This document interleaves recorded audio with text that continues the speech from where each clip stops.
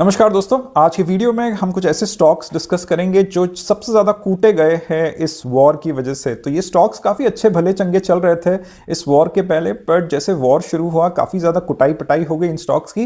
And जैसे इन stocks को थोड़ी भी भनक पड़ेगी या मिलेगी कि ये वॉर खत्म होने वाला है, तो एक ओवरनाइट ट्वीट आ जाएगा डोनाल्ड ट्रंप से कि भाई अब बहुत हो गया, सब कुछ ठीक हो गया है। तो these would be the ones which would rally the most. So there are three sectors which directly got seriously impacted, or first level impact जो बोल सकते हैं। It is fertilizers, it is oil and it is natural gas. तो हम oil and natural gas के कुछ चार stocks discuss करेंगे। एक सेकेंड लेवल जो इम्पैक्ट पड़ा है टायर्स पे, पेंट्स पे, पेपर पे इम्पैक्ट पड़ा है, सेरेमिक्स पे इम्पैक्ट पड़ा है। So probably will take up दो sectors some time later, but आज हम ऑयल एंड नेचुरल गैस के चार स्टॉक्स डिस्कस करेंगे। तो ऑयल या नेचुरल गैस जो है, नेचुरल गैस थोड़ा कॉम्प्लिकेटेड सेक्टर लगता है क्योंकि ना इसमें बहुत सारे टर्म्स आते हैं, ये जैसे SCM आता है, इसका मतलब क्या है, MMBTU कुछ समझ में नहीं आता है। तो थोड़ा इसको सिंप्लीफाई करूंगा मैं, लार्जर कॉन्टेक्स्ट में सेक्टर समझा दूंगा ताकि फिर ये दोनों कंपनीज जो डिस्कस करेंगे, अदानी टोटल गैस और गुजरात गैस, ये दोनों बहुत क्लियर हो जाएंगे। And you can use this analysis for Indraprastha gas और MGL। बाकी आप गैस कंपनीज के लिए भी आप इस्तेमाल कर सकते हो। तो Gujarat gas is 26,000 crore market capitalisation, Adani total gas is 67,000 crore market capitalisation. अगर आप नेचुरल गैस के प्राइसेस देखो, स्पॉट प्राइसेस 10 से 24 MMBTU हो गए। MMBTU एक बोलते ना जैसे kg होता है, एक यूनिट है गैस को मेजर करने के लिए। तो बहुत महंगे हो गए, मतलब 2.5x दाम बढ़ चुका है because of supply constraints. And we'll just try to understand this sector from the metrics that matter in this sector. तो दो मेट्रिक्स सबसे इंपॉर्टेंट है, यही दो मेट्रिक देखने होते हैं आपको। एक तो वॉल्यूम ग्रोथ होता है, दूसरा EBITDA per SCM। Volume growth क्यों इंपॉर्टेंट है?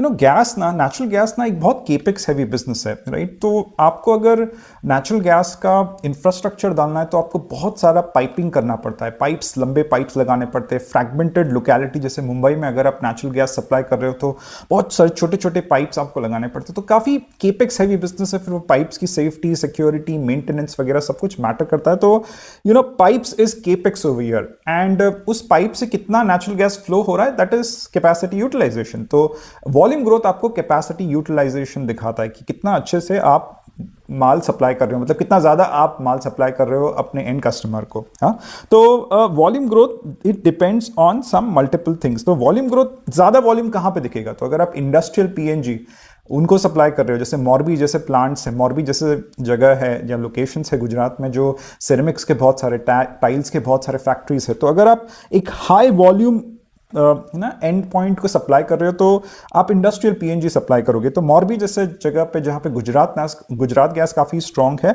तो वो इंडस्ट्रियल PNG में आता है। तो यहाँ पे वॉल्यूम बहुत ज्यादा होता है एंड मार्जिन बहुत कम होता है। तो B2B होता है, वॉल्यूम बहुत ज्यादा होता है, मार्जिन कम होता है, और डाउन ट्रेडिंग होता है। डाउन ट्रेडिंग का मतलब है कि अगर जैसे यहाँ पे 10 से 24 हो गया है, महंगा हो गया नेचुरल गैस, तो चीपर ऑल्टरनेटिव्स ढूंढते हैं, जैसे प्रोपेन वगैरह पे शिफ्ट हो जाते हैं वहाँ के इंडस्ट्रियल जो बेल्ट में ना मैन्युफैक्चरर्स होते हैं। तो इसमें डाउन ट्रेडिंग होता है। तो industrial PNG is a high volume low margin down trading business. The second is house PNG, मतलब हमारे घरों में गैस आता है। So this is capex heavy, मतलब बहुत एक इंट्रिकेट पाइपलाइन स्ट्रक्चर फिट करना पड़ता है। तो केपेक्स हैवी होता है, मार्जिन थोड़ा कम होता है क्योंकि गवर्नमेंट ने जो भी एंड प्राइसिंग है, it is kind of anchored it to a basket of crude.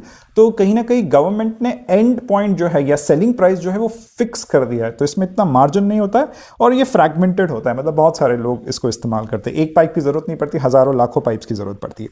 तो थर्ड वन इज CNG, ये एक हाई मार्जिन बिजनेस है। तो जो भी व्हीकल्स के लिए इस्तेमाल होता है, जैसे इंद्रप्रस्थ गैस जो है वो दिल्ली में CNG व्हीकल्स में बहुत इस्तेमाल होता है। This is decent volume high margin business. And then there is commercial PNG जो होटल्स और हॉस्पिटल्स में इस्तेमाल होता है। ये हाउस और इंडस्ट्रियल के बीच में आता है कहीं ना कहीं। सो अगेन ये भी हाई वॉल्यूम होता है। हॉस्पिटल्स में आपको नेचुरल गैस की जरूरत पड़ती है, होटल्स में तो पड़ती क्योंकि खाना बनाना पड़ता है। तो वॉल्यूम डिपेंड करता है कि कितना आप, कैपेसिटी यूटिलाइजेशन मैटर करता है कि आप कितना वॉल्यूम भेज रहे हो ना। This is one very important metric. The second one is EBITDA per SCM। ये थोड़ा आपको एफिशिएंसी और प्रॉफिटेबिलिटी दिखाता है। तो आपके डिमांड साइड पे आप डिसाइड कर सकते हो कि मुझे एक हाई मार्जिन बिजनेस में रहना है, मतलब CNG में रहना है। बट इंपॉर्टेंट है, अगर आपको प्रॉफिटेबिलिटी अच्छी दिखानी है तो आपको जो गैस है वो एकदम सस्ते सोर्स से सोर्स करना पड़ेगा, या सस्ते ऑप्शन से सोर्स करना पड़ेगा। तो ऑप्शंस क्या है? एक तो APM है, तो ये गवर्नमेंट एलोकेट करता है। तो गवर्नमेंट सबसे पहले एलोकेट करता है जो हाउस होल्ड्स के लिए, जो घरों के लिए है, उनको सबसे सस्ता गैस का एक कोटा देके रखता है। पहला गवर्नमेंट का प्रायोरिटी ये है। दूसरा प्रायोरिटी जो गवर्नमेंट के लिए होता है वो फर्टिलाइजर कंपनीज, क्योंकि फर्टिलाइजर मतलब यूरिया में यूरिया का 70 to 80% यूरिया का जो अमोनिया बनता है 60 to 70% उसका जो कॉस्ट स्ट्रक्चर है वो नेचुरल गैस है। तो उसको सबसे पहले सब्सिडाइज रेट पे यूरिया या फर्टिलाइजर इंडस्ट्री को सप्लाई करना पड़ता है। उसके बाद गवर्नमेंट बोलता है कि इंडस्ट्रियल में किसको लेना है लो, नहीं लेना है मत लो। तो सबसे इंपॉर्टेंट है APM which is the cheapest option. मतलब अगर अदानी टोटल को सबसे सस्ते में माल उठाना है तो उसको एपीएम का कोटा अच्छा चाहिए जो सबसे सस्ते में उसको नेचुरल गैस दे और वो सीएनजी को सप्लाई करे ना गुजरात में, ताकि है ना उसका मार्जिन्स जो है, उसका जो एबिटा पर एससीएम है वो एकदम एक्सपैंड हो, एकदम हैंडसम एबिटा पर एससीएम हो। बट एपीएम जो होता है वो मिलता नहीं है। गैस इंडिया 60% इंपोर्ट करता है, इंडिया के पास नेचुरल गैस है नहीं, तो इंपोर्ट करना पड़ता है। तो ऑब्वियसली इन कंपनीज के पास दूसरा ऑप्शन होता है जो न्यू वेल, एक तरह से नए वेल्स जो है ना, केजी बेसिन जो है, कृष्णा गोदावरी बेसिन जो बे ऑफ बंगाल में है, तो वहां पे ना थोड़ा नीचे जाते हैं। जब ना ओएनजीसी जब एक्सकवेट करता है या फिर जब जो भी ऑयल कंपनीज या फिर रिलायंस जब वहां पे ऑयल और नेचुरल गैस निकालते हैं तो थोड़ा नीचे जाते हैं वो लोग, मतलब और नीचे, जो वेल होता है उसके अंदर और नीचे जाते हैं।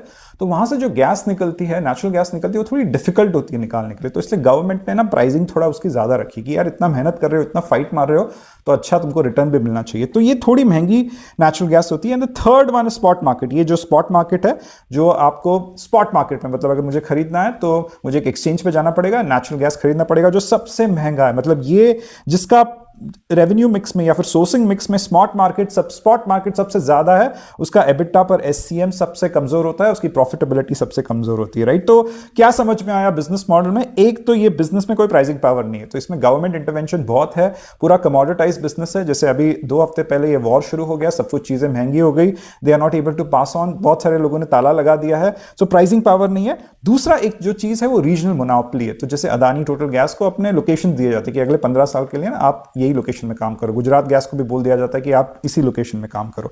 तो कहीं ना कहीं रीजनल मोनोपोली है, बट प्राइसिंग पावर नहीं है इस बिजनेस में। तो यहां पे थोड़ा कंपनीज को एनालाइज कर देते हैं।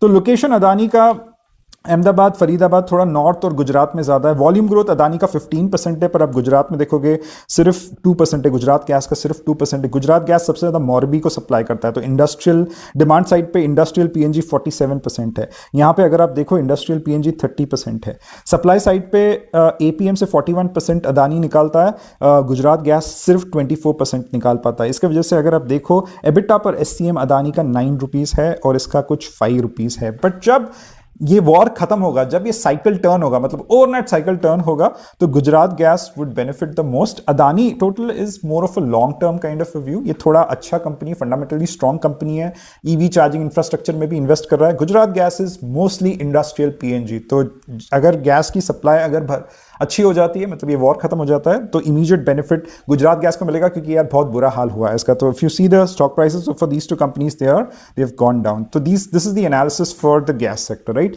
अब थोड़ा डाउनस्ट्रीम ऑयल कंपनीज के बारे में बात करते हैं। तो अपस्ट्रीम ऑयल कंपनीज वो होते हैं जैसे ओएनजीसी, रिलायंस, जो वेल्स में जाके ऑयल एक्सप्लोर करते हैं, नेचुरल गैस एक्सप्लोर करते हैं।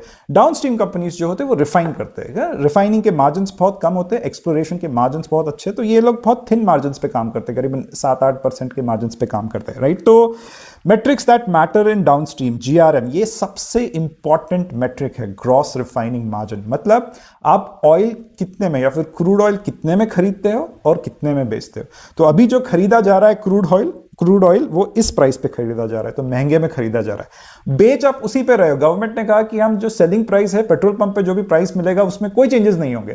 तो जो जीआरएम है वो सिकुड़ जाएगा, वो कमजोर हो जाएगा। हाँ, तो जीआरएम किस किस पे डिपेंड करता है? जीआरएम डिपेंड करता है Nelson complexity index. Nelson complexity index का मतलब है कि आप कितना क्रूड मतलब कितना गंदे से गंदा ऑयल, मतलब ऑयल में भी बहुत सारे टाइप्स होते हैं, उसको स्वीट ऑयल बोलते हैं, लो सल्फर बोलते हैं। जैसे आप कोल निकालते हैं तो उसमें ऐश कंटेंट ज्यादा होता है, ऐश कंटेंट कम होता है। उसी तरह ऑयल भी जब एक्सकवेट किया जाता है तो वो कोई ऑयल गंदा ऑयल होता है, कोई साफ ऑयल रहता है, कुछ ऑयल को वॉश करना पड़ता है, राइट। तो आपकी रिफाइनरी में कितना कितना सही और कितनी टेक्नोलॉजिकली एडवांस्ड आपकी रिफाइनरी है जो गंदा से गंदा ऑयल करके उसको प्योर करे, मतलब उसको यूज करे। तो नेल्सन कम्प्लेक्सिटी इंडेक्स में सबसे बेस्ट रिलायंस है, उसका 21 है, यहाँ पे 21 है या 12 है, बट IOCL का 10.5 है, which is not as good as BPCL जिसका 11.5 है। मतलब आप कितने अच्छे से तेल साफ कर सकते हो, that is what matters over here, right. Second is distillate yield. आप जो भी तेल साफ कर रहे हो या तेल में जो भी आप रिफाइनिंग कर रहे हो उसमें से जो हाई क्वालिटी प्रोडक्ट जो है, मतलब लेट्स से पेट्रोल कितना निकल रहा है, petrol is like expensive, diesel is expensive, fuel oil is not very expensive, तो आप कितना पेट्रोल और डीजल निकाल पा रहे हो, right, that is very important. तो ये एक इंपॉर्टेंट चीज डिफाइन करता है। तो यहां पे अगर आप देखो BPCL का डिस्टिलेट यील्ड 85% है, IOCL का सिर्फ 80% है, right. The third thing is the product mix, कि आप LPG कितना है कंट्रीब्यूट कर रहा है आपके रेवेन्यू मिक्स में, डीजल कितना कंट्रीब्यूट कर रहा है, पेट्रोल कंट्रीब्यूट कितना कर रहा है। अगर पेट्रोल और डीजल ज्यादा कंट्रीब्यूट करते हैं तो आपके GRMs ज्यादा होंगे, LPG थोड़ा कम कंट्रीब्यूट करता है तो आपके GRMs ज्यादा होंगे। तो उसी प्रकार GRMs जो देखोगे आप, BPCL is far better than IOCL। तो BPCL करीबन 1,40,000 करोड़ की कंपनी, ये 2.23 लाख करोड़ की कंपनी। दोनों कंपनी की ठुकाई हुई है पिछले 2-3 हफ्ते में, बट लॉन्ग ट्रेंड में ये कंपनीज ऊपर ही जा रहे थे, और जैसे ये वॉर खत्म होगा मुझे लगता है कि ये दोनों कंपनीज भी ऊपर जाना शुरू होंगे, राइट। तो this was basic about these companies. Thank you very much for your time. Please give me a simple like, and you can access the membership. You can take the membership option and access my portfolio. तो जो भी personal level पे मैं research करता हूँ, how I used to construct my portfolio, how I use it to construct my portfolio, that is what I discuss over there. So you can go through the videos, and if you could learn something out of it, that would be great. Thank you very much for your time. Take care. Bye bye.